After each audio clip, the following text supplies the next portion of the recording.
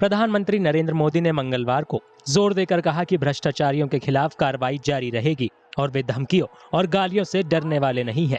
उत्तराखंड में अपने लोकसभा चुनाव अभियान की शुरुआत उधम सिंह नगर जिले के रुद्रपुर से करते हुए पीएम मोदी ने कहा कि उत्तराखंड में पिछले 10 साल में उससे पहले के 50-60 साल के मुकाबले विकास के ज्यादा काम हुए हैं। साथियों, मोदी की गारंटी ने उत्तराखंड के घर घर में सुविधा पहुंचाई है। तीसरे टर्म में आपका ये बेटा एक और बड़ा काम करने जा रहा है। मेरा लक्ष्य है आपको 24 घंटे बिजली मिले,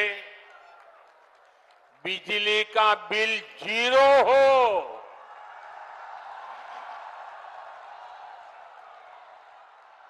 और बिजली से कमाई भी हो। मोदी ने पीएम सूर्य घर मुफ्त बिजली योजना शुरू की है।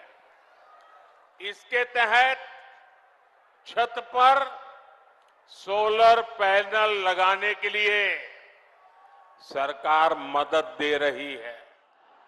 प्रधानमंत्री मोदी ने राहुल गांधी को कांग्रेस के शाही परिवार का राजकुमार बताया। उन्होंने कहा कि लोगों को राहुल को इसलिए नकार देना चाहिए क्योंकि वे कहते हैं कि अगर बीजेपी सत्ता में वापस आ गई तो देश जल जाएगा। भाई और बहनों, मोदी के इन प्रयासों के बीच कांग्रेस और इंडी गठबंधन ने अपने इरादे दिखा दिए हैं। कांग्रेस के शाही परिवार के शहजादे ने ऐलान किया है कि अगर देश ने तीसरी बार बीजेपी सरकार को चुनी, आग लग जाएगी। 60 साल तक देश पर राज करने वाले 10 साल सत्ता से बाहर क्या रह गए? अब देश में आग लगाने की बात कर रहे हैं। क्या ये आग लगाने की बात आपको मंजूर है? क्या इस देश को आग लगाने देंगे? क्या आग लगाने की ये भाषा उचित है? क्या ये आग लगाने वाली भाषा लोकतंत्र की भाषा है? ऐसे लोगों को सजा करोगे?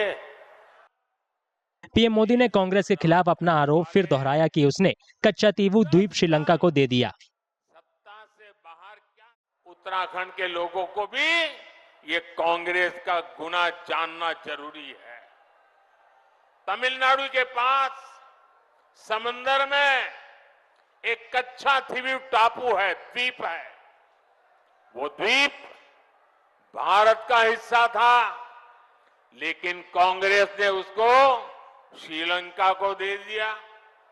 अब इस द्वीप के आसपास भी कोई भारतीय मछुआरे गलती से चला जाता है तो उसे गिरफ्तार किया लिया जाता है, जेल में बंद कर दिया जाता है।